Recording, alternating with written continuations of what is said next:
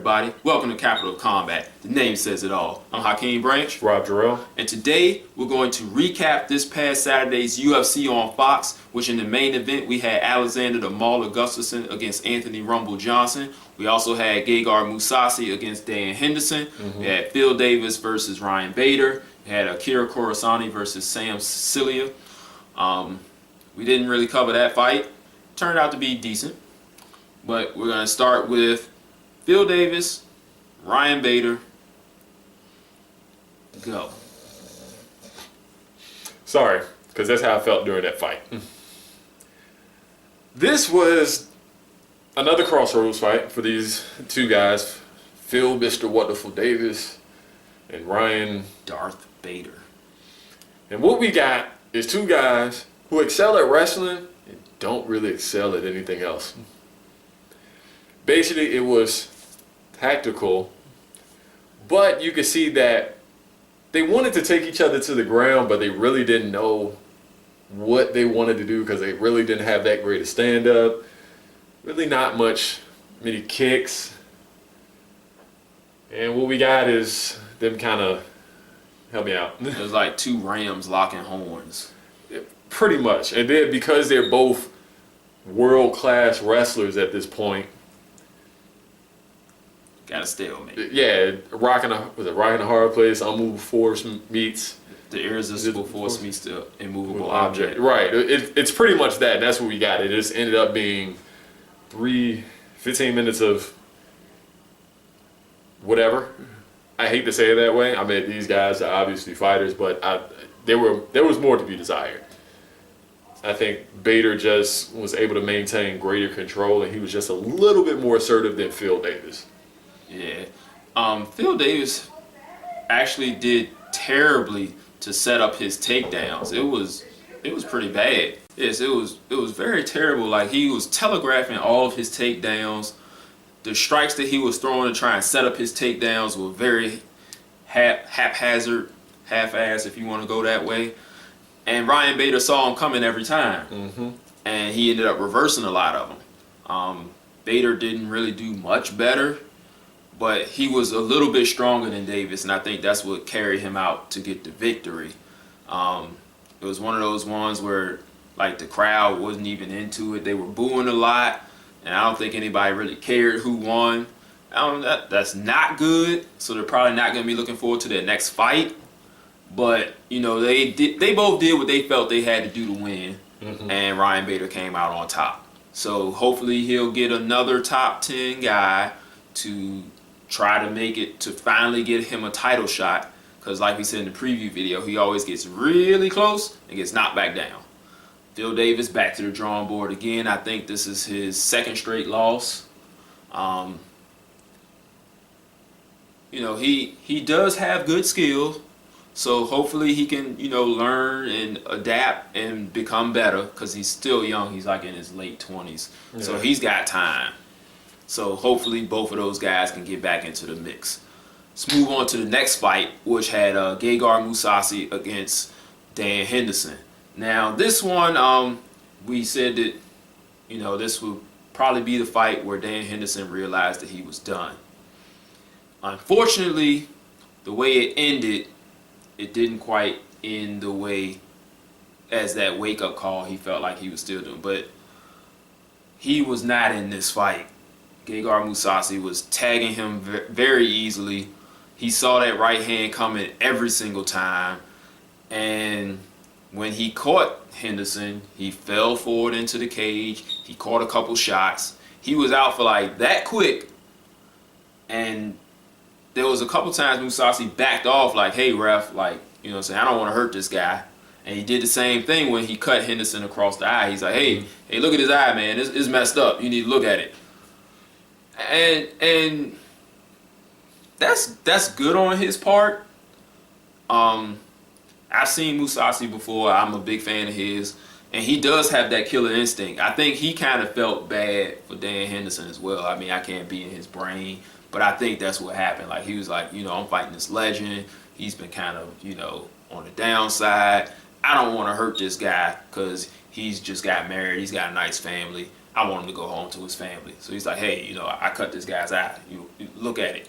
And then when he had him hurt, he's like, hey, ref, anytime, come on, stop this fight. Please stop it. And the ref did. Unfortunately, nobody liked it. And so Dan Henderson is under the impression that he could have done a good job. That fight was not going to get any better for Henderson. Now, after getting clipped, I think he got clipped top of the head or the temple Yeah. in that little region. He only really got hit one time when he was down. I think it was twice. Okay. But, yeah, I mean, he got hit one good time. Now, it might have been a little early, but let's be honest, that fight wasn't going to last much longer. I mean, No. Mousasi he was quicker to the punch. He was much sharper.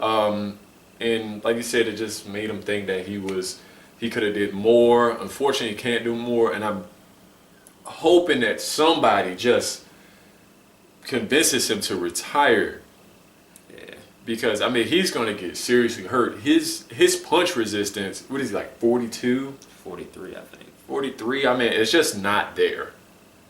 Yeah, this was a guy who had never been stopped before last year when Vitor Belfort stopped him, and he stopped him badly. Mm-hmm. And then Daniel Cormier treated him like a rag doll before putting him to sleep.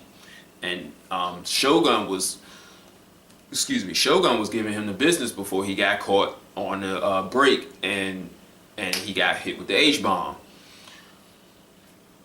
Once again, Mousasi's handling him, and he was on the verge of being stopped. Yes, you can argue that was a little early, but it was kind of saving him from really getting hurt, because outside of landing that right hand, he had no chance. And that's sad, because this guy is a legend, and people want to give him that shot. I can see that, but you also want to let him go home to be with his family and not get his brains beat in just for your entertainment. But that's neither here nor there. Let's move on to the main event.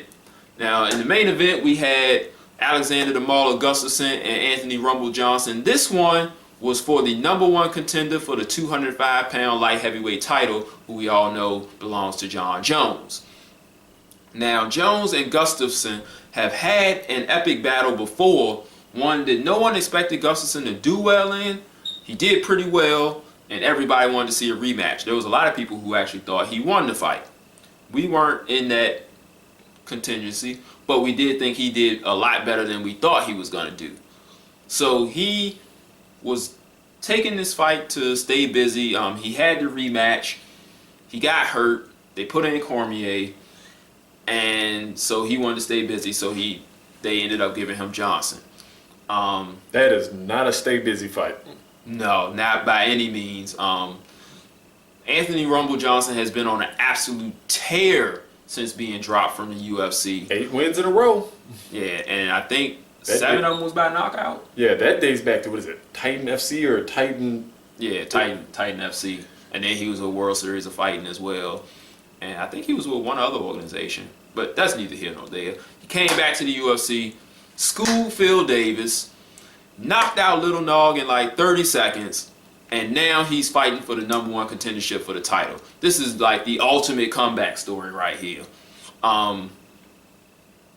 So in the fight, we were along the lines that Alexander would be able to outbox him, and once Johnson caught him, he would be able to kind of mix up enough to win a decision late. Not win a decision late, but win a decision from, mixing in a takedown or two after doing some good strikes. We were wrong. We were very wrong. We did say that, Rumble had, we all know that. That's a given. This guy can crack. He can crack. But we thought that Gustafsson had a good enough chin that he would just get buzzed and be able to survive. We were wrong. We were very wrong. Because from probably the very first punch that Anthony Johnson hit him with, Gustafsson was like, holy crap, what in the world just hit me? And that was like a jab. Like, you could see he was like, oh. That was a lot harder than I thought. Now, let's give him credit, because Rumble Johnson was fighting at heavyweight and knocking out heavyweights. Yes, he was. At one point. He just happened to say, hey, let's go to 205, make some money. He actually got his, because he had weight troubles, he moved up from like, what, 170. 170. Yeah. The dude is just, he's just a big dude, he's a strong dude. He's fast. Yeah, but he looked a little bit out of shape at heavyweight. Even though he was still athletic, he was still super strong, but you could tell in that midsection. Yeah. He could have got down to light heavyweight. Which he started to do. Yes. And he started putting people to sleep again. He has very underrated wrestling ability. He was a national junior college champion. Mm-hmm. So he's good enough to keep someone from taking him down. We were along the impression that because he hadn't been 5 rounds, Gustafsson could take him rounds, tire him out, and then begin to start laying the takedowns. Didn't need to go 5 rounds. No.